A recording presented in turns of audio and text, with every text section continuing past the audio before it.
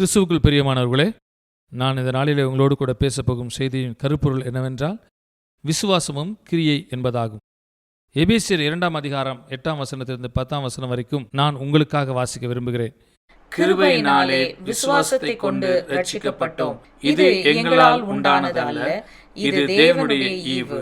ஒருவரும் மேன்மை பாராட்டாதபடிக்கு இது கிரியைகளினால் உண்டானது அல்ல. ஏனெனில் நற்கிரியைகளை செய்கிறதற்கு நாம் கிறிஸ்து இயேசுவுக்குள் சிருஷ்டிக்கப்பட்டு தேவனுடைய செய்கையாயிருக்கிறோம்.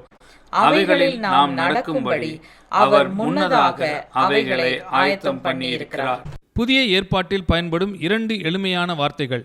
ஆனால் தேவனுடைய ஜனங்கள் அநேகர் இன்னும் விசுவாசத்துக்கும் கிரியைக்கும் உள்ள தொடர்பை தெளிவாக புரிந்து கொள்வதில்லை. நாம் நம்புகிறது எதுவோ அதுதான் விசுவாசம், நாம் செய்கிறது எதுவோ அதுதான் கிரியை என்று சொல்லி யோசிக்கின்றார்கள். நாம் விசுவாசிக்கிறதற்கும் செய்கிறதற்கும் இடையிலான சரியான உறவு என்ன? நான் சுவிசேஷத்தை சுருக்கமாக கூறி ஆரம்பிக்கின்றேன். நம்மில் பலர் சுவிசேஷம் என்கிற வார்த்தையை பயன்படுத்தி அதை குறித்த சந்தேகம் இல்லாமல் மிக தெளிவாக அறிந்திருக்கும் ஒன்றை போல பேசுகிறோம். உண்மையை சொன்னால் அநேகர் சுவிசேஷத்தை குறித்து பேசுகிறார்கள், ஆனால் சுவிசேஷம் இன்னதென்று அறியாமலேயே பேசுகிறார்கள். 1 கொரிந்தியர் 15 அதிகாரம் 1 முதல் 5 வரைக்கும் பவுல் இதை மிக தெளிவாக எழுதியிருக்கிறார். 1 கொரிந்தியர் 15 1-5 வரைக்கும் நான் உங்களுக்காக வாசிக்கின்றேன். அன்றியும் சகோதரரே, நான் உங்களுக்கு பிரசங்கித்த சுவிசேஷத்தை மறுபடியும் உங்களுக்கு தெரியப்படுத்துகிறேன். நீங்களும் அதை ஏற்றுக்கொண்டு அதிலே நிலைத்திருக்கிறீர்கள். நான் உங்களுக்கு பிரசங்கித்த பிரகாரமாய் நீங்கள் அதை கை கொண்டிருந்தால் அதனாலே இரட்சிக்கப்படுவீர்கள். மற்றபடி உங்கள் விசுவாசம் விருதாவாய் இருக்குமே. பவுல் தொடர்ந்து சுவிசேஷம் என்னவென்று கூறுகிறார். சுவிசேஷம் 3 எளிமையான சரித்திர உண்மைகளில் கூறப்பட முடியும். இது ஒரு குழப்பமானது அல்ல. நான் அடைந்ததும் உங்களுக்கு பிரதானமாக ஒப்புவித்ததும் என்னவென்றால், கிறிஸ்துவானவர் வேத வாக்கியங்களின்படி நமது பாவங்களுக்காக மரித்து அடக்கம் பண்ணப்பட்டு வேத வாக்கியங்களின்படி 3ஆம் நாள் உயிர்த்தெழுந்து என்று எழுதப்பட்டிருக்கிறது. ஆகையால் சுவிசேஷம் 3 எளிமையான உண்மைகளில் அடங்கியுள்ளது. முதலாவது, கிறிஸ்து நம்முடைய பாவங்களுக்காக மரித்தார். 2வதாக, அவர் அடக்கம் பண்ணப்பட்டார். 3வது, அவர் உயிரோடு எழுப்பப்பட்டார் என்பதாகும். இந்த உண்மைகள் சொல்லப்படாவிட்டால் சுவிசேஷம் அறிவிக்கப்படவில்லை என்றுதான் அர்த்தம். இன்றைக்கு அதிக அளவில் சுவிசேஷமே இல்லாத சுவிசேஷ பிரசங்கம் என்று அழைக்கப்படும் பிரசங்கங்கள் இருக்கின்ற பிரியமானவர்களே, நாம் பிடித்து கொள்ள வேண்டிய 3 மிக முக்கியமான உண்மைகள் இவைகள்தான். கிறிஸ்து நம்முடைய பாவங்களுக்காக மரித்தார், அவர் அடக்கம் பண்ணப்பட்டார், 3ஆம் நாளிலே அவர் உயிரோடு கூட எழுந்தார் என்பதாகும். அதை உறுதி செய்கின்ற முதல் அதிகாரப்பூர்வமான சாட்சி, அவர் உயிரோடு எழுந்தவுடன் அவரை கண்டவர்கள் அல்ல, வேதத்தின் வசனங்கள் தான். அதுதான் உறுதியான அதிகாரம் உள்ளது. பவுல் 2 முறை வேதத்தின்படி என்று சொல்கிறார். அதற்கு பின்பு உயிர்த்தெழுதலுக்கு சாட்சிகளாய் இருந்தவர்களை அவன் பட்டியலிடுகிறான். ஆனால் விசுவாசத்தின் எல்லா காரியங்களிலும் இறுதியான அதிகாரம் வேதத்திற்கு தான் உண்டு என்பதை மனதில் கொள்ள வேண்டும். கிறிஸ்துவுக்கு பிரியமானவர்களே, 3 உண்மைகளை நாம் கிரியைகள் இல்லாமல், நாம் எந்த காரியங்களையும் செய்யாமல் விசுவாசத்தினால் பெற்றுக்கொண்டால் நமக்கு நீதியாக எண்ணப்படும் என்று பவுல் விவரித்து சொல்கிறார். நாம் நீதிமான்களாக எண்ணப்படுவோம். இதில் முக்கியமாக கவனிக்க வேண்டியது என்னவென்றால், நாம் என்ன செய்கிறோம் என்பதனால் அல்ல, நாம் என்னத்தை நம்புகிறோம் என்பதுதான். கிரியைகளினால் அல்ல, விசுவாசத்தினால் தான். ரோமர் 4 அதிகாரத்தில் நாம் ஆபிரகாமிடமிருந்து கற்றுக்கொள்ள வேண்டிய பாடத்தை அவர் எடுத்து சொல்கிறார். ஏனென்றால் விசுவாசத்தினால் ஆபிரகாம் நீதிமானாக எண்ணப்பட்டான் என்று எழுதியிருக்கிறது. இதிலிருந்து நாம் கற்றுக்கொள்ளும் பாடத்தை பவுல் விவரிக்க ஆரம்பிக்கிறார். அவர் ரோமர் 4 இப்படியாக சொல்கிறார்.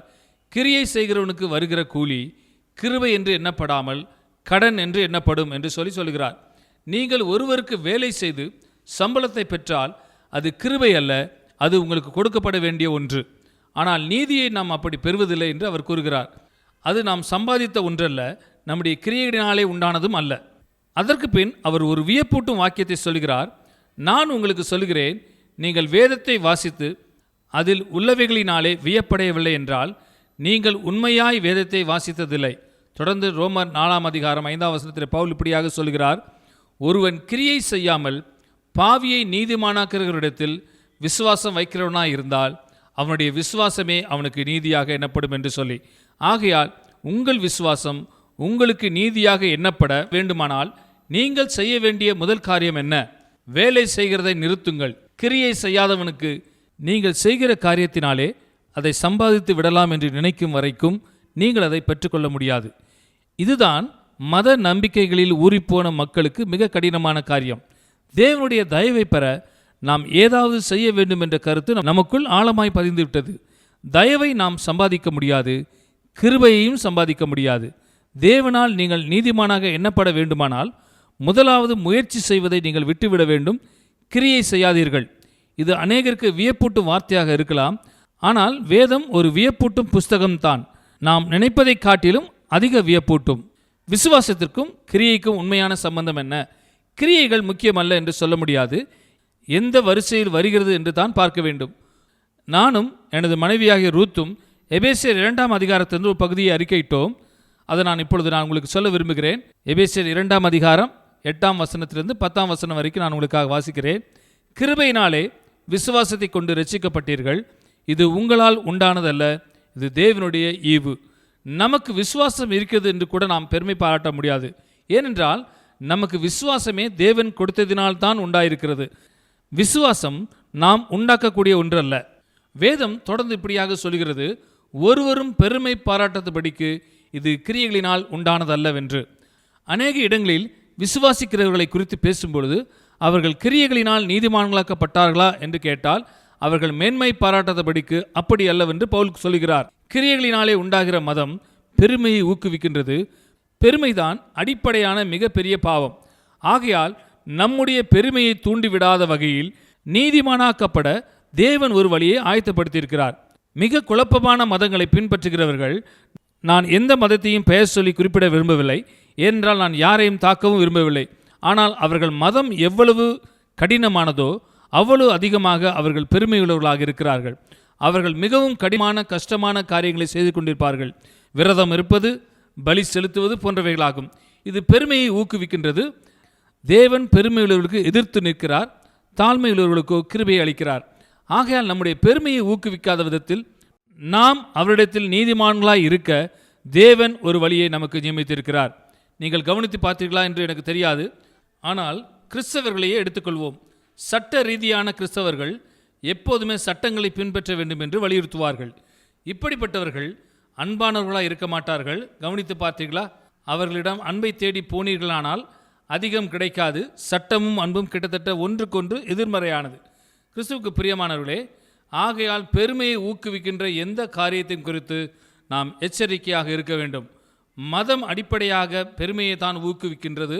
தேவனுடைய கிருபை அல்லாத மதமாய் இருந்தால் நம்முடைய பெருமையை ஊக்குவிக்கின்றது. ஆனால் அவைகள் முக்கியத்துவம் மற்றவைகள் அல்ல. அவைகளை சரியான வரிசையில் பெற்றுக்கொள்ள வேண்டும். இதை எபேசியர் 2ஆம் அதிகாரம் 10ஆம் வசனத்தில் மிக தெளிவாக சொல்லப்பட்டிருக்கிறது. ஏனெனில் நற்கிரியைகளை செய்கிறதற்கு நாம் கிறிஸ்துவ இயேசுவுக்குள் சிருஷ்டிக்கப்பட்டு தேவனுடைய செய்கையாய் இருக்கிறோம். அவைகளில் நாம் நடக்கும்படி அவர் முன்னதாக அவைகளை ஆயத்தம் பண்ணியிருக்கிறார் என்று சொல்லி, ஒருவன் கிறிஸ்துவுக்குள் இருந்தால் அவன் புதிய சிருஷ்டியாக இருக்கிறான். ஆகையால் தேவன் நம்மை கிறிஸ்துவுக்குள் புதிதாக சிருஷ்டித்தவுடன் அந்த புதிய சிருஷ்டிக்காக ஏற்ற கிரியைகளை ஆயத்தம் செய்து வைத்திருக்கிறார். ஆனால் பழைய ஜென்ம சுபாவம் தேவன் ஆயத்தம் பண்ணின நற்கிரியைகளில் நடைபோட முடியாது. நற்கிரியைகளில் நடைபோடும் முன் விசுவாசத்தினால் நீங்கள் புதிதாக்கப்பட வேண்டும். அப்பொழுது நற்கிரியைகள் மிகவும் முக்கியத்துவம் வாய்ந்தவர்களாய் மாறுகின்றன. ஆனால் எந்த வரிசையில் என்பதை நன்றாக புரிந்து கொள்ள வேண்டும்.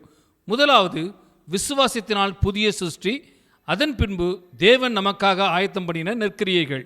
நீங்கள் கிறிஸ்துவுக்குள் புதிய சிருஷ்டியாய் இருந்தால் தேவனுக்காக என்ன செய்ய வேண்டும் என்று திட்டமிட தேவையில்லை. ஏனென்றால் தேவன் ஏற்கனவே இதை தீர்மானித்து விட்டார்.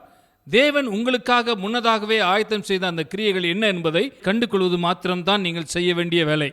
உங்கள் வாழ்க்கைக்கு நீங்களே ஒரு திட்டம் தீட்டாதீர்கள். தேவனுடைய திட்டம் என்ன என்பதை நீங்கள் கண்டுபிடிக்க வேண்டும்.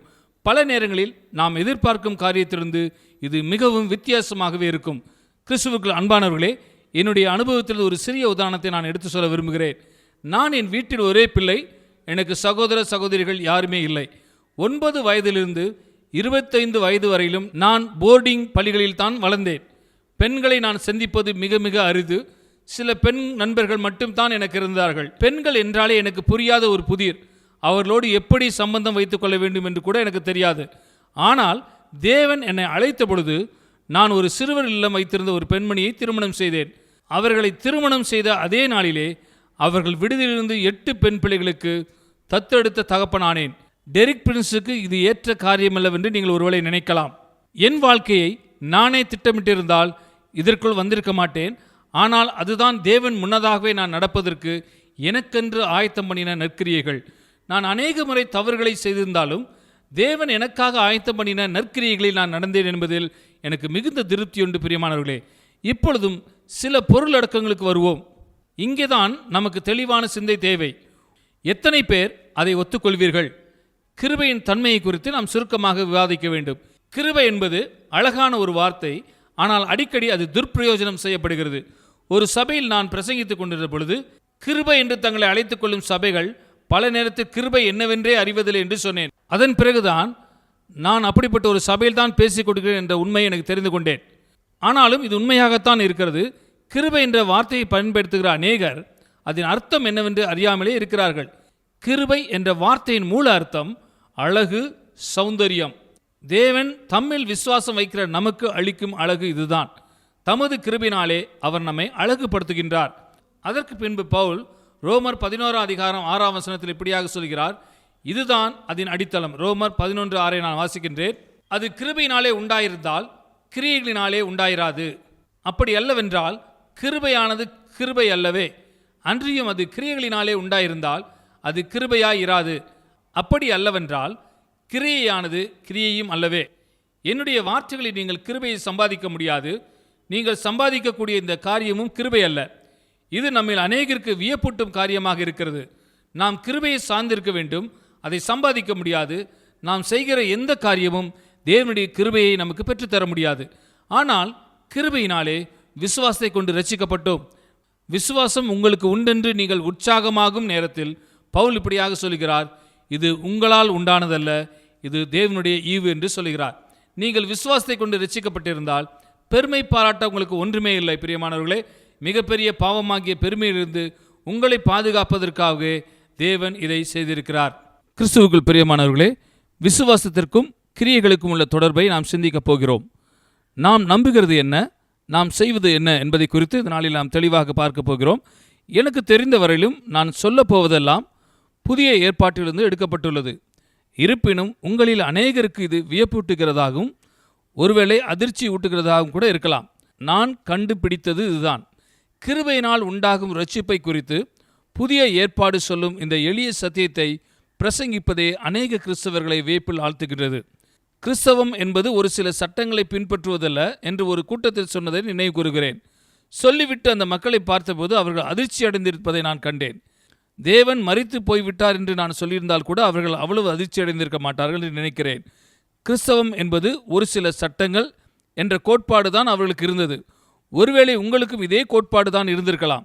ஆனால் நான் உங்களுக்கு சொல்ல விரும்புகிறேன், கிறிஸ்தவம் ஒரு சில சட்டங்கள் அல்ல.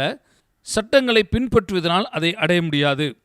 ரோமர் 3:20 பவுல் என்ன சொல்கிறார் என்று பார்க்கலாம். ரோமரின் முக்கிய கருத்தே நீதிதான். இதுதான் ரோமரின் புஸ்தகத்தில் முக்கிய கேள்வியாக இருக்கிறது. நாம் தேவனுக்கு முன்பாக எப்படி நீதிமான்களாக முடியும்? பல நூற்றாண்டுகளுக்கு முன் யோபு 9:2 யோபு வேதனையில் தேவனை நோக்கி கதறுகிறார். தேவனுக்கு முன்பாக மனுஷன் நீதிமானாய் இருப்பது எப்படி என்று அந்த இடத்துல சொல்லப்பட்டிருக்கிறது. தேவனுக்கு முன்பாக ஒருவன் நீதிமானாய் இருக்க முடியும் என்ற கருத்தையே யோபின் நண்பர்கள் கேலி செய்தார்கள்.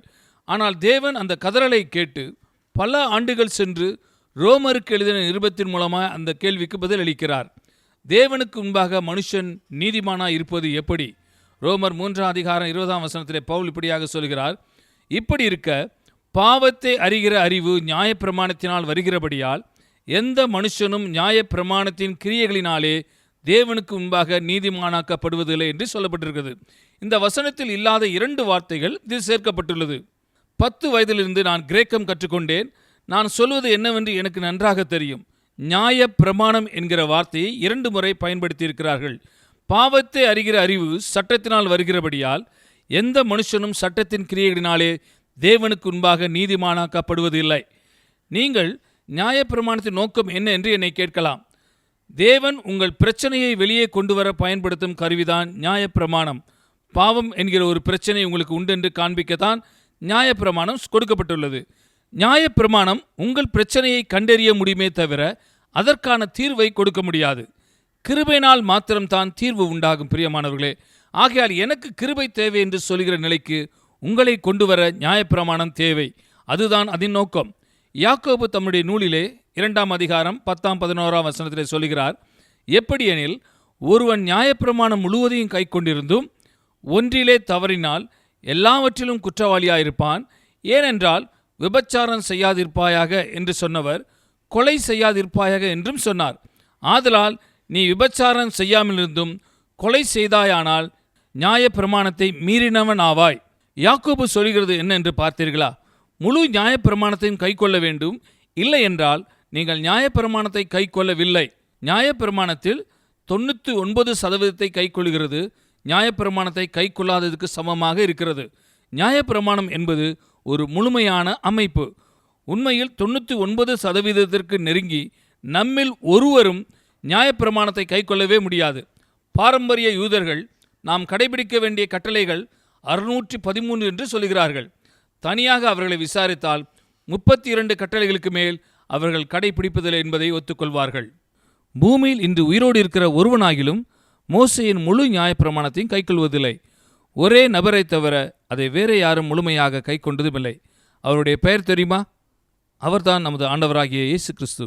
அவர் இன்றைய மக்களை பார்த்து, உங்களில் எவன் என்னை பாவியாக தீர்க்கிறான் என்று கேட்டால் ஒருவர் கூட அவருக்கு பதில் அளிக்க முடியாது. அவர் மாத்திரம்தான் நியாயப்பிரமாணத்தை முழுமையாக கை கொண்டவர். நீங்களும் நானும் அதை செய்ய முடியாது. கிறிஸ்துவுக்கு அன்பானவர்களே, பிரிட்டிஷ் இராணுவத்தில் நான் இருந்தபொழுது இரட்சிக்கப்பட்டேன். மற்றவர்களோடு இரட்சிப்பை குறித்து பேசவும் ஆரம்பித்தேன். அவர்கள் எல்லாரும் மதத்தின் அடிப்படையில் சிந்திக்க ஆரம்பித்தார்கள், இரட்சிப்பை சிந்திக்கவில்லை. உடனடியாக அவர்கள் கடைபிடித்திருக்கிற சட்டங்களை பட்டியலிடுவார்கள். அதுதான் அவர்களுடைய நீதி.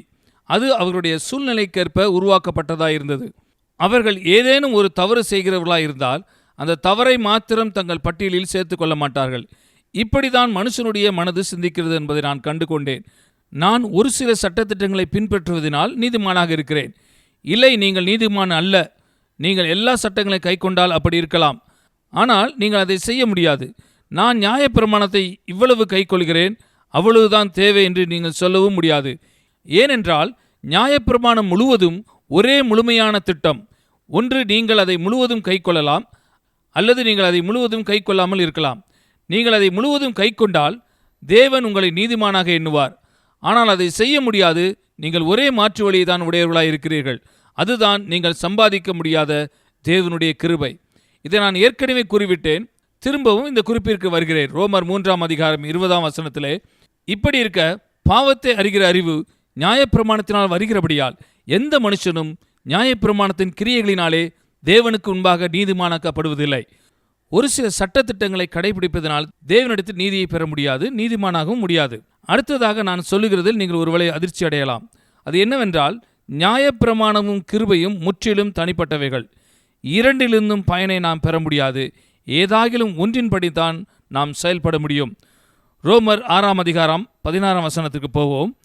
நீங்கள் நியாயப்பிரமாணத்திற்கு கீழ்ப்பட்டிராமல் கிருபைக்கு கீழ்ப்பட்டிருக்கிறபடியால் பாவம் உங்களை மேற்கொள்ள மாட்டாது என்று எழுதப்பட்டிருக்கிறது. ஆகையால் அவை இரண்டு முற்றிலும் வேறுபட்ட மாற்று வழிகள். நீங்கள் நியாயப்பிரமாணத்துக்கு கீழ்ப்பட்டிருக்கலாம் அல்லது கிருபைக்கு கீழாக இருக்கலாம். ஆனால் ஒரே நேரத்தில் இரண்டின் கீழும் இருக்க ஒருபோது முடியாது. மட்டுமல்லாமல் நீங்கள் நியாயப்பிரமாணத்தின் கீழ் இருந்தால் கிருபையின் கீழ் இருக்க முடியாது. நீங்கள் கிருபையின் கீழ் இருந்தால் நியாயப்பிரமாணத்தின் கீழும் இருக்க முடியாது. பவுல் சொல்லுகிற காரியம் மிகப்பெரிய விளைவுகளை ஏற்படுத்துகிறதா இருக்கிறது. நீங்கள் நியாயப்பிரமாணத்தின் கீழ் இராமல் கிருபையின் கீழ் இருக்கிறபடியால் பாவம் உங்களை ஆட்கொள்ளாது என்று அவர் சொல்லுகிறார். இதன் அர்த்தம் என்னவென்றால், நீங்கள் நியாயப்பிரமாணத்தின் கீழ் இருந்தால் பாவம் உங்களை மேற்கொள்ளும். பாவத்தின் ஆளுகளிலிருந்து தப்பிக்க ஒரே வழி தேவனுடைய கிருபையை பெற்றுக்கொள்வதுதான். ரோமர் 8 அதிகாரம் 14 பவுல் இப்படியாக சொல்கிறார், மேலும் எவர்கள் தேவனுடைய ஆவியினாலே நடத்தப்படுகிறார்களோ அவர்கள் தேவனுடைய புத்திரராய் இருக்கிறார்கள் என்று சொல்லி. தேவனுடைய உண்மையான பிள்ளைகள் யார்? பரிசுத்த ஆவியினாலே நடத்தப்படுகிறவர்தான் தேவனுடைய உண்மையான பிள்ளைகள். ஒரு சில சட்டங்களை கடைபிடிப்பதற்கு மாற்று வழி அதுதான். நீங்கள் சட்டங்களை பின்பற்றலாம் அல்லது பரிசுத்த ஆவியினாலே வழிநடத்தப்படலாம். ஆனால் இரண்டையும் செய்ய முடியாது. நான் பயன்படுத்துகிற ஒரு சிறு உதாரணம் எனக்கு ஞாபகம் வருகிறது. உங்களுக்கு தெளிவாக புரிய வைக்க முடியதை நான் பயன்படுத்துகிறேன். வேதாகம கல்வியிலிருந்து இப்போது தான் தேர்ச்சி பெற்ற வாலிபன் இருக்கிறான் என்று வைத்துக்கொள்வோம். இறையியல் பட்டம் பெற்று பலசாலியாகவும் ஆரோக்கியமுள்ளவனாகவும் இருக்கிறான். அவன் ஒரு இடத்திலிருந்து மற்றொரு இடத்துக்கு வழியை கண்டுபிடித்து போக வேண்டும். தேவன் அவனை பார்த்து, உனக்கு முன் 2 காரியங்களை நான் வைக்கிறேன். ஒன்று, இந்த வரைபடத்தை பயன்படுத்தி போகலாம், அல்லது உன்னை அழைத்து செல்ல ஒரு வழிகாட்டியை நீ அழைத்து செல்லலாம் என்று சொல்லுகிறார். இந்த வாலிபன், நான் ரொம்ப திறமைசாலி, நான் இறையியல் பட்டம் பெற்றிருக்கிறேன், வரைபடத்தை எப்படி பயன்படுத்த வேண்டும் என்று எனக்கு நன்றாக தெரியும், நான் வரைபடத்தை பயன்படுத்துகிறேன், எனக்கு வழிகாட்டி தேவையில்லை என்று சொல்கிறான். அவன் புறப்படும் பொழுது சூரியன் பிரகாசிக்கிறது, குருவிகளெல்லாம் பாடல் பாடுகின்றன. ஆனால் பகல் சென்ற பின்பு இருட்டாக இருக்கிறது.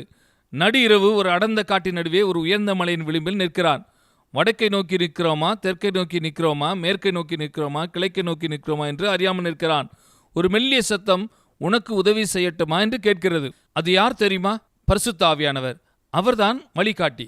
அவன், பரிசுத்த ஆவியானவரே, உம்முடைய உதவி எனக்கு தேவை என்று சொல்கிறான். பரிசுத்த ஆவியானவர் அவனை அந்த சூழ்நிலையிலிருந்து விடுவிக்கிறார். அவர்கள் மறுபடியும் பயணத்தை தொடர்கிறார்கள். கொஞ்ச நேரத்துக்கு பின்பு அவன், நான் மடத்தனமாக நடந்து கொண்டேன், நானே சமாளித்திருக்க முடியும், நான் பதற்றம் அடைந்திருக்க தேவையில்லை என்று தனக்குள் சொல்லிக் கொள்கிறான். சுற்றி பார்க்கிறான். அவனுடைய வழிகாட்டியை காணவில்லை. அவன் தனியாகவே தான் இருக்கிறான். நான் போய் சேர்ந்து விடுவேன் என்று சொல்லி தன் பயணத்தை தொடர்கிறான். 3 நாட்களுக்கு பின்பு அவன் சேற்றிலே சிக்கிக் கொள்கிறான். அவன் எடுத்து வைக்கிற ஒவ்வொரு அடியும் அவனை இன்னும் அதிகமாக அமிழ்ந்து போக செய்கிறது. அந்த மெல்லிய சத்தம் மறுபடியும், ஒருவேளை இப்போது உனக்கு என் உதவி தேவையா இருக்கும் என்று அவனோடு பேசுகிறது. ஓ பரிசுத்த ஆவியானவரே, தயவு செய்து எனக்கு உதவி செய்யும், நீர்தான் இதிலிருந்து என்னை வெளியே கொண்டு வர முடியும்னு சொல்லி அவன் கேட்கிறான். இப்படியாக தொடர்ந்து போக வேண்டிய இடத்துக்கு பரிசுத்த ஆவியானவரோடு நடந்து போய் கொண்டிருக்கிறான்.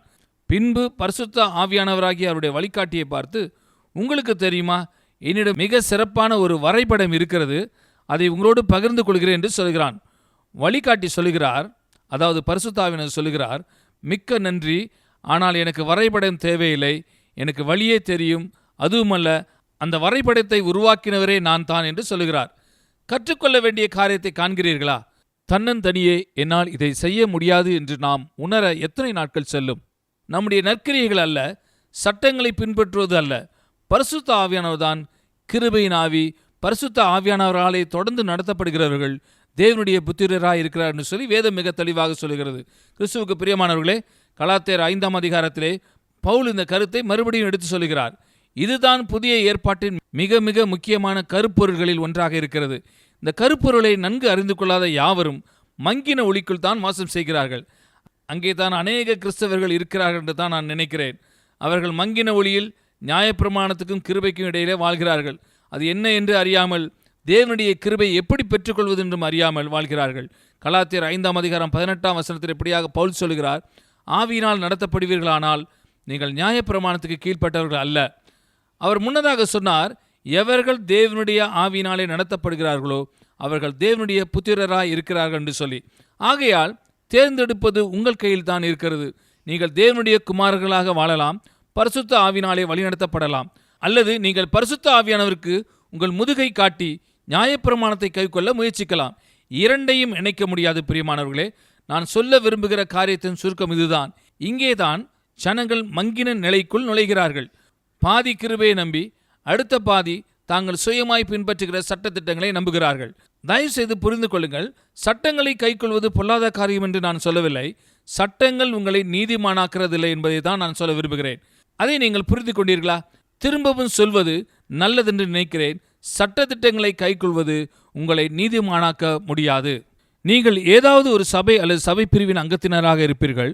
அதற்கு சட்டங்கள் இருக்கலாம். நீங்கள் அந்த பிரிவுக்கு உட்பட்டவர்களாக இருந்தால் அதன் சட்டத்திட்டங்களை பின்பற்ற வேண்டும். சட்டத்திட்டங்களை பின்பற்ற முடியாவிட்டால் அங்கத்தினராக இருக்க முடியாது. ஆனால் சட்டங்களை பின்பற்றுவது உங்களை நீதிமானாக்காது. உண்மையை சொன்னால் இதுதான் கிறிஸ்துவின் சரீரமாகிய சபையில் பிரிவினைக்கு மிக மிக முக்கியமான காரணமாக இருக்கிறது. ஏனென்றால் ஒவ்வொரு சபை பிரிவும் தன்னுடைய சொந்த சட்டத்திட்டங்களை உடையதாக இருக்கிறது.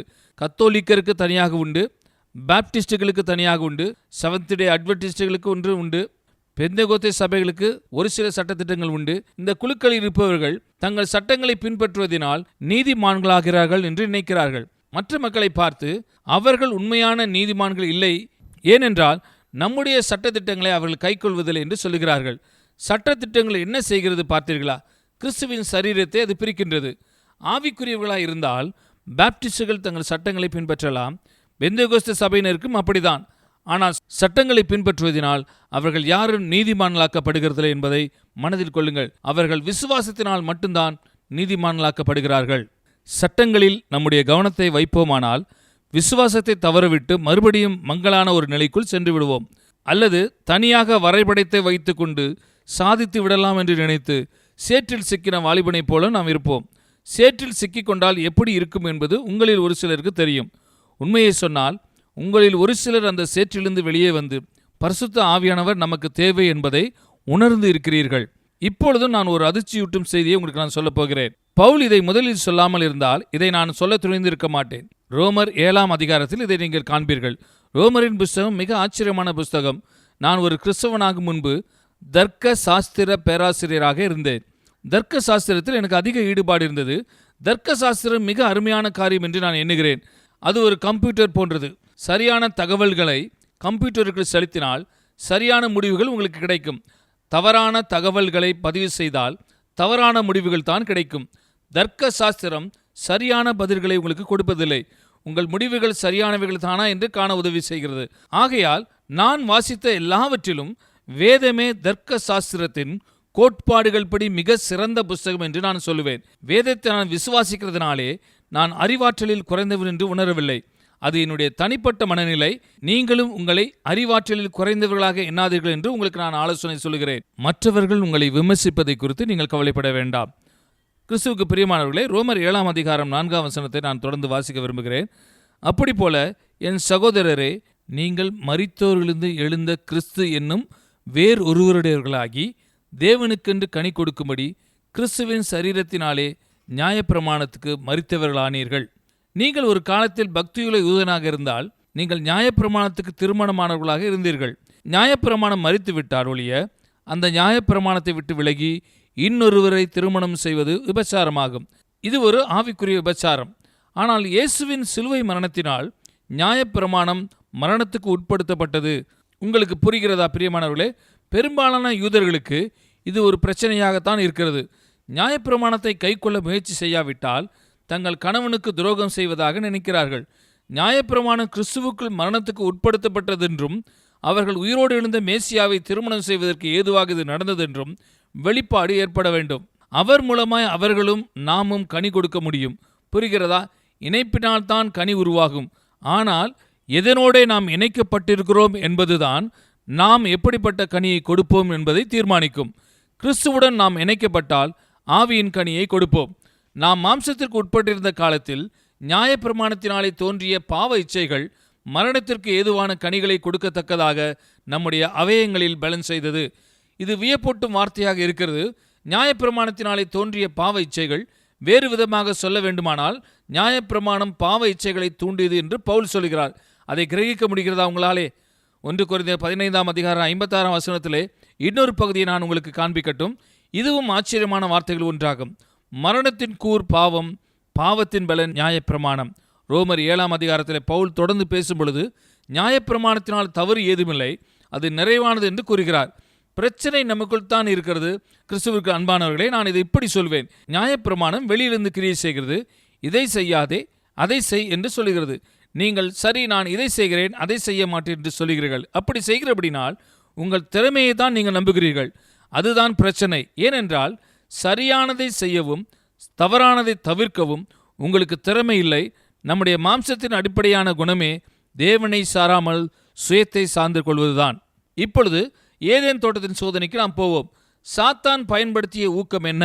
நீங்கள் தேவனைப் போல் இருப்பீர்கள் என்று பிசாசான அந்த இடத்துல சொல்லுகிறான். தேவனைப் போல் இருப்பதில் எந்த தவறும் இல்லை. பிரச்சனை என்ன தெரியுமா? தேவனை சாராமல் அவர்கள் தேவனைப் போல இருப்பார்கள். நன்மை தீமையின் அறிவை சார்ந்து கொள்வார்கள். மனித குலத்தின் பிரச்சனையே இதுதான். பக்தி உள்ளவர்களின் மூல பிரச்சனையும் இதுதான். நாம் தேவனைப் போல் இருக்க விரும்புகிறோம், ஆனால் தேவனை சார்ந்திருக்க விருப்பமில்லை. பாவத்தின் சாராம்சம் தேவனை சார்ந்திருக்க மறுப்பதுதான். அதுதான் பாவத்தின் உண்மையான தோற்றம். பிரியமானவர்களே, நீங்கள் செய்கிற ஏதோ ஒரு குறிப்பிட்ட பாவம் அல்ல, சுயத்தையே சார்ந்து கொள்கிற தன்மையினால் தேவனுடைய கிருபையை உங்கள் வாழ்க்கையிலிருந்து அடைத்து போடுகிற ஒரு காரியம் அது. இப்படிப்பட்ட சுயநீதி தான் உங்களிலும் என்னிலும் தேவன் சந்திக்க நேரிடுகிற மிக கடினமான காரியம். என்னால் செய்ய முடியும், எனக்கு தேவன் தேவையில்லை என்பதுதான். எனக்கு தெரிந்த வரையிலும் தேவனை சார்ந்திருக்க விரும்பாத 2 சிருஷ்டிகள் தான் உண்டு. ஒன்று கலகத்தில் சாத்தானுடன் சேர்ந்து கொண்ட விழுந்து போன தூதர்கள், மற்றொன்று மனித குலம். இந்த பிரபஞ்சத்தில் வேற எதுவும் தேவனை சாராமல் இருக்க விருப்பம் கொள்வதில்லை. பறவைகளும் கூட அதை விரும்புவதில்லை, சிருஷ்டிகள் விரும்புவதில்லை, மீன்களும் விரும்புவதில்லை, நட்சத்திரங்கள் விரும்புவதில்லை. அவைகள் எல்லாமே தேவனையே உற்சாகமாய் சார்ந்து கொள்கின்றன. விழுந்து போனதின் நிமித்தமும் ஜென்ம சுபாவத்தின் நிமித்தமும் தான் நீங்களும் நானும் இந்த பிரச்சனையை சுதந்திரித்துக் கொண்டோம். தேவனை சார்ந்திருக்க நாம் விரும்புவதில்லை. நானே இதை செய்துவிட்டேன், எனக்கு தேவன் தேவையில்லை என்று சொல்லிக்கொள்ள விரும்புகிறோம். அருமையான நண்பர்களே, உங்களுக்கு தேவன் மிகவும் அவசியமாக தேவை. நீங்கள் தேவை இல்லை என்று நினைக்கும் பொழுதுதான் இன்னும் அதிகமாக அவர் உங்களுக்கு தேவை என்று நான் சொல்ல விரும்புகிறேன். உங்கள் கிறிஸ்தவ அனுபவத்தை ஆராய்ந்து பார்த்தால் உங்களுக்கு நேரிட்ட எல்லா பிரச்சனைகளுமே தேவனை அல்லாமல் காரியங்களை செய்ய முயற்சி செய்ததினால்தான் வந்தது. தேவனுடைய கிருபை சார்ந்திருக்க மறுத்ததினால்தான் அந்த காரியங்களெல்லாம் உங்களுக்கு உண்டானது. சில ஆண்டுகளுக்கு முன் என்னுடைய மனைவி ரூத் அறுவை சிகிச்சைக்காக மருத்துவமனையில் அனுமதிக்கப்பட்டிருந்தால், வேதத்தை வாசிக்க விரும்பினாள். ஆனால் மிகவும் பலவீனமாக இருந்தபடியால் அவளால் இயலவில்லை. அது ஒரு கத்தோலிக்க மருத்துவமனை. அங்கே இருந்த மூத்த சகோதரி 70 வயதிற்கும் மேற்பட்டவர். புதிதாக அனுமதிக்கப்பட்ட நோயாளிகளை சந்தித்து விசாரித்து கொண்டிருந்த அவர்கள் ரூத்தை பார்த்து சொன்னார்கள். ரூத்தினுடைய கையில் அவருடைய வேதாகமம் இருந்தது. ஆனால் வாசிக்க முடியாத அளவிற்கு அவள் பலவீனமாக இருந்தபடியால் அந்த அருமையான சகோதரி ரூத்தை பார்த்து சொன்னார்கள், உங்களுக்கு நான் ஏதாவது செய்யட்டுமா என்று கேட்டார்கள். தயவு செய்து எனக்கு வேதத்தை வாசிக்கணும் என்று ரூத் சொன்னாள். நான் எந்த பகுதியை வாசிக்கட்டும் என்று அந்த சகோதரி கேட்டார்கள். பிலிப்பியர் 2ஆம் அதிகாரத்தை எனக்காக வாசிக்கணும் என்று ரூத் பதிலளித்தாள். அந்த சகோதரி, இந்த வேத பகுதியை கொண்டு தான் நான் கன்னியாஸ்திரியாக பிரதிஷ்டை பண்ணப்பட்டேன் என்றார்கள். இருவருக்கும் அப்படியாக ஒரு சந்திப்பு ஏற்பட்டது. அப்போதுதான் அந்த கத்தோலிக்க சகோதரி நடந்த ஒரு சம்பவத்தை பகிர்ந்து கொண்டார்கள். கன்னியாஸ்திரிகளுக்கான ஒரு கூட்டத்திற்கு அவர்கள் போனார்களாம். அங்கே டிராப்பிஸ்ட் என்ற பிரிவிலிருந்து ஒரு துறவி பேச்சாளராக வந்திருந்தார். டிராப்பிஸ்டுகளுக்கு தங்கள் மடத்தில் பேசுவதற்கு அனுமதி கிடையாது. அவர்கள் மௌன விரதம் காப்பவர்கள். ஆனால் சில நேரங்களில் அவர்கள் வெளியே அனுமதிக்கப்படும் பொழுது தங்கள் மௌனத்திலே அவர்கள் கற்றுக்கொண்டவைகளை மக்களுக்கு போதிக்க அனுமதிக்கப்படுவார்கள். ஆகையால் இந்த டிராப்பிஸ்ட் துறவி இந்த கத்தோலிக்க சகோதரிகளுக்கு போதித்துக் கொண்டிருந்தார். அப்படி போதிக்கும் பொழுது சொன்ன காரியத்தை அந்த கன்னியாஸ்திரி ரூத்திற்கும் சொன்னார்கள். அது உண்மையிலேயே எனக்கு மிகவும் ஆசீர்வாதமாக இருந்தது. ஏனென்றால் தேவன் ஒரு காரியத்தை சுற்றிலும் அறிவிக்க வேண்டும் என்று நினைத்தால் அது நிச்சயம் அறிவிக்கப்படும். பேசக்கூடாத ஒரு துறவி தனியே இருக்கும் கத்தோலிக்க சகோதரியிடத்தில் பேசுகிறார். ஆனால் இந்த செய்தி எனக்கு வந்து சேர்ந்தது. நான் அதை பல முறையில் ஒளிநாடாவில் சொல்லியிருக்கிறேன். இந்த செய்தி உலகத்தையே சுற்றி வந்துவிட்டது. இதை யார் தீர்மானித்தது? தேவனை அல்லாமல் வேறொருவரும் இல்லை. சரி, இந்த துறவி சகோதரிகளிடம் சொன்ன செய்தி இதுதான். மேன்மையாக நான் எண்ணப்படக்கூடாது, தனித்து செயல்படக்கூடாது, எல்லாம் என் கட்டுப்பாட்டில் இருக்க வேண்டாம் என்று ஜெபம் பண்ணுங்கள் என்பதுதான். கிறிஸ்துவுக்கு அன்பானவர்களே, நீங்கள் இந்த ஜெபத்தை செய்வீர்களா? ஆனால் இதற்கு கொஞ்சம் தைரியம் தேவை இல்லையா? நான் அதை நீண்ட நாட்களாக சிந்தித்து இருக்கிறேன். மேன்மையாக எண்ணப்பட வேண்டாம், அதை குறித்து எனக்கு பிரச்சனை இல்லை. தனித்து செயல்படுவது அதுவும் ஒரு தவறு என்று நான் கண்டுபிடித்தேன். மேன்மையாக எண்ணப்பட வேண்டாம், தனித்து செயல்பட வேண்டாம், எல்லாம் என் கட்டுப்பாட்டில் இருக்க வேண்டாம். எல்லாம் என் கட்டுப்பாட்டில் இருக்க வேண்டாம் என்று சொல்லுகிறது தான் எனக்கு மிக கடினமாக இருந்தது. உண்மையிலேயே என் கட்டுப்பாட்டில் எல்லாம் இருப்பதை நான் விரும்பாமல் இருக்கிறேனா? வேறு விதமாக சொன்னால், தேவனை எல்லாவற்றையும் ஆளும்படி அவருக்கு நான் விட்டு கொடுத்திருக்கிறேனா என்பதுதான் முக்கியம். தேவன் ஆளுகை செய்யும் பொழுது அதுதான் கிருபையாக இருக்கிறது. நான் உண்மையை சொல்கிறேன். அந்த கன்னியாஸ்திரியை ஆசீர்வதிக்கிறேன். அவர்கள் இன்னும் உயிரோடு இருப்பார்கள் என்றும் நம்புகிறேன்.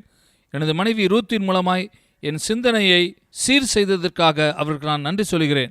எல்லாவற்றையும் தங்கள் கட்டுப்பாட்டிற்குள் வைத்துக்கொள்ள வேண்டும், பாதுகாப்பாக இருக்க வேண்டும், யாரையும் சார்ந்திருக்கக்கூடாது என்கிற காரியங்கள் தான் மனித குலத்தின் அடிப்படை பிரச்சனை. எல்லா ஞானமும் உள்ள அன்புள்ள தேவன் படைத்த இப்பிரபஞ்சத்தில் வாழ்ந்து கொண்டு அவரை சார்ந்திருக்கக்கூடாது என்பதுதான் பாவத்தின் உச்சகட்டமாக இருக்கிறது. சகோதர சகோதரிகளே, இந்த பிரச்சனை எனக்கு இருந்ததே இல்லை என்று சொல்லாதீர்கள். ஏனென்றால் ஒருவருமே தேவனை சார்ந்து வாழ்வதில்லை. தேவனையே ஆளுகை செய்ய விடுவதில் திருப்தி கொள்ள வேண்டும். அதுதான் உண்மையான விசுவாச பாதை. அதுதான் கிருபையின் பாதையும் கூட. ஒரு சில மணி நேரங்களில் நாம் அதை சாதிக்க முடியாது. 50 ஆண்டுகளுக்கு மேலாகியும் நான் இன்னும் அந்த இடத்தை வந்தடையவில்லை. ஆனால் முன் இருந்ததை விட நான் நெருங்கி வந்துவிட்டேன் என்று சொல்லி நான் உங்களை உற்சாகப்படுத்த விரும்புகிறேன். தொடர்ந்து நான் சொல்ல விரும்புகிறேன், நியாயப்பிரமாணம் பாவத்தை தூண்டிவிடுகிறது. ஏனென்றால் உன்னால் செய்ய முடியும், உன்னையே சார்ந்து முன்னேறு, நீ செய்ய வேண்டியதெல்லாம் இந்த சட்டங்களை பின்பற்றுவதுதான் என்று சொல்லி உங்கள் சுயத்தை சார்ந்து கொள்ள செய்கிறது. அப்படித்தான் நியாயப்பிரமாணம் நம்மை மோசம் போக்குகிறது. நியாயப்பிரமாணத்தில் தவறு இல்லை என்பதையும் நான் சொல்லிக்கொள்ள விரும்புகிறேன். பவுல் அதே அதிகாரத்திலே நியாயப்பிரமாணம் நல்லது, பூரணமானது, அதில் தவறு ஏதுமில்லை என்று சொல்கிறார். பிரச்சனை நமக்குள் தான் இருக்கிறது. பிரியமானவர்களே, நம்முடைய ஜென்ம சுபாவத்தில் நாம் எல்லோருக்கும் தனிப்பட்டு செயல்பட வேண்டும் என்கிற வாஞ்சை உள்ளது. உங்களில் பெரும்பாலானோர் ஒரு குழந்தையை கவனித்திருப்பீர்கள் என்று நான் நம்புகிறேன். அந்த குழந்தைக்கு 2 வயதாகும் பொழுது அந்த வாஞ்சை சிறிது மேலே உயர்ந்து வருகிறதை நாம் காண முடியும். இந்த அழகான 2 வயது சிறுமியை பார்த்து இங்கே வா என்று நீங்கள் அழைக்கும் பொழுது அவள் திரும்பி எதிர் திசையில் நடந்து போகிறாள். உண்மைதானே? நமக்குள் தன்னையே வெளிப்படுத்துகிற பழைய ஜென்ம சுபாவம் அதுதான். இந்த பிரச்சனையை வெளியே கொண்டு வருவதற்கு தேவன் பயன்படுத்தும் கருவி நியாயப்பிரமாணம்தான். நீங்கள் மருத்துவரிடம் போய், டாக்டர் எனக்கு வயிற்று வலி என்று சொன்னால் உடனே கையை நீட்டி மாத்திரை எடுத்து கொடுக்க மாட்டார். உங்கள் வயிற்று வலியின் காரணம் என்ன என்பதை கண்டுபிடிக்க முயற்சி செய்வார். தெளிவாக சொன்னால் மருந்து எழுதி கொடுக்கும் முன் அவர் என்ன பிரச்சனை என்று கண்டறிய முயற்சிப்பார். அப்படிதான் தேவனும் நம்மோடு இடைப்பட விரும்புகிறார். நம்முடைய பிரச்சனையை கண்டறியாமல் அதற்கு ஒரு தீர்வை அவர் கொடுப்பதில்லை. அப்போதுதான் தீர்வை மிக நன்றாக அறிந்து கொள்கிறோம். இப்பொழுது ரோமர் 10:4 நான் வாசிக்கின்றேன். விசுவாசிக்கிற எவனுக்கும் நீதி உண்டாகும்படியாக கிறிஸ்து நியாயப்பிரமாணத்தின் முடிவாய் இருக்கிறார் என்று எழுதப்பட்டிருக்கிறது. ஆகையால் நீங்கள் இயேசு கிறிஸ்துவை விசுவாசிக்கிறவர்களாய் மாறிவிட்டால் அதுதான் உங்களுக்கு நியாயப்பிரமாணத்தின் முடிவாக இருக்கிறது. தேவனிடத்தில் நீதியை பெறுவதற்கு வழியாக இருந்த நியாயப்பிரமாணத்திற்கு கிறிஸ்து ஒரு முடிவை கொண்டு வந்தார். அவர் மரித்த பொழுது அப்படி ஆயிற்று. அவர் உயிரோடு எழுந்த பொழுது தேவனிடத்தில் நீதியை பெறுவதற்கு நியாயப்பிரமாணத்தை கைக்கொள்வதல்லாத ஒரு புதிய வழியை நமக்கு தந்தார்.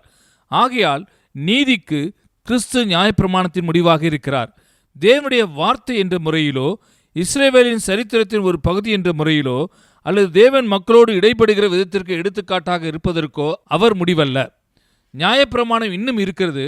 ஆனால் நீதியை பெறுவதற்கு ஒரு வழி என்பதற்கு சிலுவையில் இயேசு கிறிஸ்து இறுதியாக முடிவை கொண்டு வந்தார். கிறிஸ்துவுக்குள் பிரியமானவர்களே, கலாத்திய கிறிஸ்தவர்களின் உதாரணத்தை நாம் பார்ப்போம். கலாத்தியரின் நிருபம் மிகவும் அருமையான ஒன்று. நீங்கள் இறையியல் மனதை உடையவர்களாயிருந்து கலாத்தியரில் பவுல் எந்த பிரச்சனைக்கு தீர்வு காண முயலுகிறார் என்று நான் கேட்டால் நீங்கள் சட்டத்திட்டங்கள் என்று பதிலளிப்பீர்கள். இந்த பிரச்சனையின் அதிகாரப்பூர்வமான இறையியலை விவரிப்பது இதுதான். சபைகளுக்கு பவுல் கடிதங்களை எழுதும் பொழுது பொதுவாக அதிலுள்ள நன்மையான காரியங்களுக்காக தேவனுக்கு உற்சாகமான நன்றியெடுதலோடு துவங்குவார். ஒரு மனிதன் தன் தகப்பனுடைய மனைவியோடு வாழ்கிற காரியமும் தேவனுடைய பந்தியில் குடித்து வெறிப்பதும் இருந்த கொரிந்திய சபைக்கு எழுதும் பொழுது கூட அவர் தேவனுடைய கிருபைக்காக தேவனுக்கு உற்சாகமாக நன்றி செலுத்தித்தான் ஆரம்பம் செய்கிறார். ஆனால் கலாத்தியரோடு அவர் இடைப்படும் பொழுது அவர் மிகவும் கோபத்தோடு பேசுகிறபடினாலே தேவனுடைய கிருபைக்காக நன்றி சொல்வதில் அவர் நேரத்தை செலவிடவில்லை. கலாத்தியரின் பிரச்சனைக்கு காரணம் என்ன தெரியுமா? குடிபோதை அல்ல, விபச்சாரமும் அல்ல, சட்டத்திட்டங்கள் தான். கலாத்திய சபையின் நலனுக்கு குடிபோதை விபச்சாரத்தை காட்டிலும் அதிக கேடு விளைவிக்கக்கூடிய காரியமாக பவுல் சட்டத்திட்டங்களை கண்டார். தயவு செய்து புரிந்து கொள்ளுங்கள், குடிபோதையும் விபச்சாரத்தையும் தேவன் அனுமதிக்கிறார் என்று நான் சொல்லவில்லை. ஆனால் சட்டத்திட்டங்களை காட்டிலும் எளிதாக எதிர்கொள்ளக்கூடிய பிரச்சனை அது என்றுதான் சொல்கிறேன். ஏனென்றால் சட்டத்திட்டங்கள் மறைமுகமானது, அதன் வெளித்தோற்றம் நன்றாக இருக்கிறது. ஆகவே அது மிக சரியானது என்று நாம் நினைக்கின்றோம்.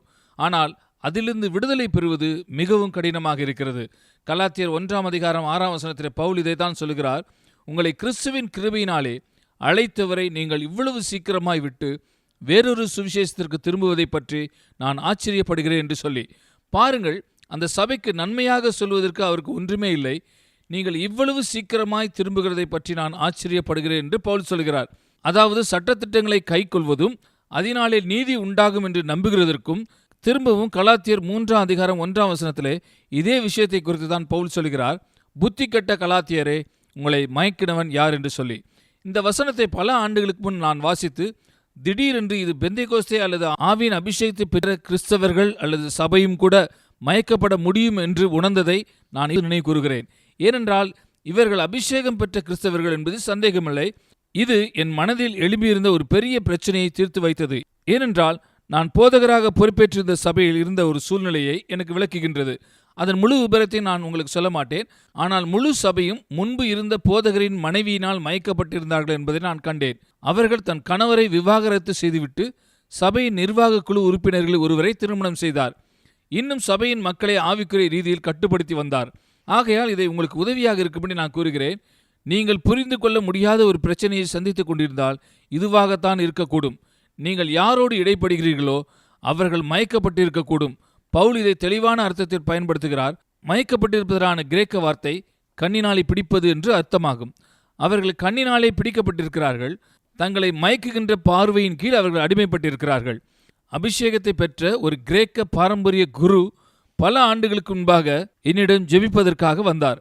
அவர், நான் மயக்கப்பட்டிருக்கிறேன், யாரோ என் மீது வன்கண் வைத்திருக்கிறார்கள் என்று சொன்னார். அவர் தெளிவான ஒரு மனுஷன், வேதத்தை நன்கு அறிந்தவர். இதில் நேரத்தை நான் செலவிடவில்லை, ஆனால் இது நடக்கக்கூடிய ஒன்று என்கிற உண்மையை மாத்திரம் உங்களுக்கு சொல்ல விரும்புகிறேன். உண்மையை சொன்னால் இது அநேக இடங்களில் நடந்து கொண்டிருக்கிற ஒன்றுதான். புத்தி இல்லாத கலாத்தியரே, நீங்கள் சத்தியத்திற்கு இப்படியாமல் போகத்தக்கதாக உங்களை மயக்கினவன் யார்? இயேசு கிறிஸ்து சிலுவையில் அறையப்பட்டவராக உங்கள் கண்களுக்கு முன் பிரத்யட்சமாய் உங்களுக்குள்ளே வெளிப்படுத்தப்பட்டிருந்தாரே என்று சொல்லப்பட்டிருக்கிறது. சிலுவையின் செய்தியை நான் உங்களுக்கு அறிவித்தேனே, நம்முடைய பாவங்களுக்காக கிறிஸ்து சிலுவையில் அறையப்பட்டார் என்று உங்களுக்கு காண்பித்தேனே. நீதியை பெறுவதற்கு வேறொரு அடிப்படைக்கு எப்படி நீங்கள் மாற்றப்பட்டிருக்க முடியும் என்று பவுல் கேட்கிறார். ஒன்றை மாத்திரம் உங்களிடத்தில் அறிய விரும்புகிறேன். நியாயப்பிரமாணத்தின் கிரியைகளினாலேயோ விசுவாச கேள்வியினாலேயோ எதினாலே ஆவியை பெற்றீர்கள்? நீங்கள் ஒரு சில சட்டத்திட்டங்களை பின்பற்றுவதினாலே அல்லது செய்தியை கேட்டு அதை விசுவாசத்தோடு ஏற்றுக்கொண்டதினாலோ எதினால் பரிசுத்த ஆவியில் ஞானஸ்நானம் பெற்றீர்கள்? அந்த கேள்வியை நான் உங்களிடம் கேட்டால், இங்கே இருக்கும் யாரும் குறிப்பிட்ட சட்டங்களை பின்பற்றினதினால் பரிசுத்த ஆவியின் ஞானஸ்தானத்தை பெற்றேன் என்று ஒருவரும் சொல்ல மாட்டீர்கள். அதை நாம் மனதில் கொள்ள வேண்டும். சில சட்டங்களை கை கொண்டதினால் நாம் ரட்சிக்கப்படவில்லை. பரிசுத்த ஆவியின் ஞானஸ்தானத்தை நாம் சட்டங்களை பின்பற்றியதால் பெற்றுக்கொள்ளவில்லை. விசுவாசத்தோடு கேட்டதினால் தான் நாம் பெற்றுக்கொண்டோம் என்று பவுல் கூறுகிறார். விசுவாசத்தோடு செய்தியை கேட்டோம், நாம் கேட்டு அதை விசுவாசித்தோம், அதனால் நாம் பெற்றுக்கொண்டோம். அதற்கு பின் பவுல் சொல்கிறார், ஆவியினாலே ஆரம்பம் பண்ணின நீங்கள் இப்பொழுது மாம்சத்தினாலே முடிவு பெறப் போகிறீர்களோ? நீங்கள் இத்தனை புத்தியினரா என்று கேட்கிறார். இப்படி சொல்லும் பொழுது அது புத்தியினம் என்று சொல்லி நமக்கு நன்றாக விளங்குகிறது. நீதியின் பாதையில் துவங்குகிறதற்கு பரிசுத்த ஆவியானவர் தேவையாயிருந்தால் அவரை சார்ந்திருப்பதை நாம் எப்படி விட்டுவிட முடியும்? உங்கள் சொந்த சட்டங்களை நீங்கள் எப்படி சார்ந்திருக்க முடியும்? ஆனால் இது மிகவும் உண்மையான காரியம். பிரியமானவர்களே, 10வது வசனம் இப்படியாக சொல்கிறது, நியாயப்பிரமாணத்தின் கிரியைக்காரராகிய யாவரும் சாபத்திற்குட்பட்டிருக்கிறார்கள். நியாயப்பிரமாண புஸ்தகத்தில் எழுதப்பட்டவைகளை எல்லாம் செய்யத்தக்கதாக அவைகளில் நிலைத்திராதவன் எவனோ அவன் சபிக்கப்பட்டவன் என்று எழுதியிருக்கிறது. நீங்கள் நியாயப்பிரமாணத்தை கைக்கொண்டு நீதியுள்ளவர்களாக வேண்டுமானால் எப்பொழுதும் நியாயப்பிரமாணத்தை கைக்கொள்ள வேண்டும். நீங்கள் நியாயப்பிரமாணத்தை கைக்கொள்ள முயற்சித்து அது எப்போதுமே கைக்கொள்ளாமல் போனால் இந்த சாபத்தின் கீழ் வருகிறீர்கள். நியாயப்பிரமாண புஸ்தகத்தில் எழுதப்பட்டவைகளை எல்லாம் செய்யத்தக்கதாக அவைகளில் நிலைத்திராதவன் எவனோ அவன் சபிக்கப்பட்டவன் என்று சொல்லப்பட்டிருக்கிறது. கிறிஸ்துவுக்கு பிரியமானவர்களே, பெந்தேகோஸ்தே மற்றும் அபிஷேகம் பெற்ற விசுவாசிகள் சாபத்தின் கீழ் வருவது சாத்தியமா என்ற கேள்வி உங்களுக்கு அதிகமாக இருக்கும். இது மிகவும் சாத்தியமான காரியம் என்று நான் உங்களுக்கு சொல்ல விரும்புகிறேன். என் சொந்த அனுபவத்திலிருந்து நான் இதை அறிந்திருக்கிறேன். விபரங்களை அதிகமாக உங்களுக்கு சொல்லாமல் ஒரு காரியத்தை சொல்ல விரும்புகிறேன். கிறிஸ்துவின் சரீரத்தில் பரிசுத்த ஆவியானவரால் துவக்கப்பட்ட ஒரு கிரியின் பகுதியாக நான் இருந்தேன். நாங்கள் யாருமே எதிர்பார்க்காத வேளையிலே ஒருமனப்பட்டிருந்தோம். என்னோடு 3 பிரபலமான பிரசங்கியார்களை தேவன் இணைத்தார். இது தேவனுடைய தனிப்பட்ட செயல். நாங்கள் ஆவியில் ஆரம்பம் செய்தோம், ஆனால் ஓராண்டிற்குள் நாங்கள் மாம்சத்தில் முடிவு பெற்றோம். விளைவுகள் பயங்கரமாக இருந்தன. ஆகையால் இது உண்மை என்று நான் அறிவேன். தேவன் தம்முடைய கிருபினால் என்னை அதிலிருந்து வெளியே கொண்டு வந்தார். ஏனென்றால் நான் வேதத்தை வாசித்து நான் இருந்த சூழ்நிலையை பார்த்தேன். ஆனால் என் அருமையான சகோதர சகோதரிகளே, இது கடந்த காலத்தில் எப்பொழுதோ நடந்த ஒரு சம்பவம் அல்ல. இது இன்றும் நடைபெற்று கொண்டிருக்கிறது என்பதை நீங்கள் மறந்துவிட வேண்டாம். ஆவியில் ஆரம்பம் பண்ணி பின்பு தங்கள் மாம்ச சுபாவத்தினாலே பூரணமடைய நாடுகிறவர்கள் சாபத்திற்கு கீழ் வருகிறார்கள். சபையின் பெரும் பகுதிகள் இந்த சாபத்திற்கு கீழ் இருக்கிறது என்று நான் நினைக்கிறேன். அதை தான் நான் உங்களுக்கும் சொல்ல விரும்புகிறேன். இன்னொரு வசனத்தை நான் உங்களுக்காக வாசிக்கிறேன். அது எரேமியா 17ஆம் அதிகாரம் 5ஆம் வசனத்தில் இருக்கிறது. மனுஷர் மேல் நம்பிக்கை வைத்து மாம்சமானதை தன் புயபலமாக்கி கொண்டு கத்தரை விட்டு விலகுகிற இருதயமுள்ள மனுஷன் சபிக்கப்பட்டவன் என்று கர்த்தர் சொல்கிறார். கத்தரை விட்டு விலகுகிற இருதயம் என்று சொல்கிறதினாலே அப்படிப்பட்ட மனுஷன் தேவனோடு உறவு கொண்டிருந்தான் என்பது தெளிவாகிறது. ஆனால் அப்படிப்பட்ட உறவை பெற்ற பின்பும் அவன் மனுஷனை நம்ப ஆரம்பித்தான். தன்னையே நம்பினான். அவன் இருதயம் கர்த்தரை விட்டு விலகி போனது. கிறிஸ்தவ சபையின் பெரும்பாலான பகுதியில் இது சம்பவித்திருக்கிறது என்று நான் நினைக்கிறேன். எந்த பெயர்களை நான் குறிப்பிடப் போவதில்லை. ஆனால் இன்றைக்குள்ள நாம் அறிந்திருக்கிற பிரபலமான சபை பிரிவுகள் தேவனுடைய சித்தத்தினாலும் கிரியையினாலும் கிருபையினாலும் உருவாக்கப்பட்டன. அது இல்லை என்றால் அவர்கள் ஒன்றுமில்லாமல் போயிருப்பார்கள். ஆனால் அவைகளில் எத்தனை இன்றும் தேவனுடைய கிருபையினாலே தொடர்கின்றன? யோசித்து பாருங்கள். மிக குறைவானவர்களே என்று நான் சொல்லுவேன். ஆகையால் அவர்கள் எரேமியா 17ஆம் அதிகாரம் 5ஆம் வசனத்தில் சொல்லப்பட்ட சாபத்திற்கு தங்களையே கொண்டு வந்துள்ளார்கள். மனுஷர் மேல் நம்பிக்கை வைத்து மாம்சமானதை தன் புயபலமாக்கி கொண்டு கர்த்தரை விட்டு விலகுகிற இருதயமுள்ள மனுஷன் சபிக்கப்பட்டவன் என்று கர்த்தர் சொல்கிறார். இதை என் தனிப்பட்ட அனுபவத்திலிருந்து நான் உங்களுக்கு எடுத்துக்காட்ட விரும்புகிறேன். நான் எருசலேமிலே எனக்கும் என் மனைவி ரூத்துக்கும் இருந்த வீட்டை விற்க தீர்மானம் செய்து நாங்கள் நில விற்பனையாளரிடம் சென்றோம். அவர்கள், இது அழகான வீடு, ஆகையால் சீக்கிரம் விற்று தீரும், இதுதான் நீங்கள் அதற்கு பெறக்கூடிய தொகை என்று ஒரு பெரிய தொகையை சொன்னார்கள். 14 மாதங்களாக அது விற்கவே இல்லை. எங்களுக்கும் புரியவில்லை. ஒரு நாள் நான் எருசலேமிலே நாங்கள் பங்கேற்கும் சபையின் ஆராதனையில் கலந்து கொண்ட பொழுது அங்கே இருந்த போதகர், அசுத்த ஆவிகளிலிருந்து விடுதலை பெற ஒரு மனிதனுக்காக நான் ஜெபிக்க வேண்டும்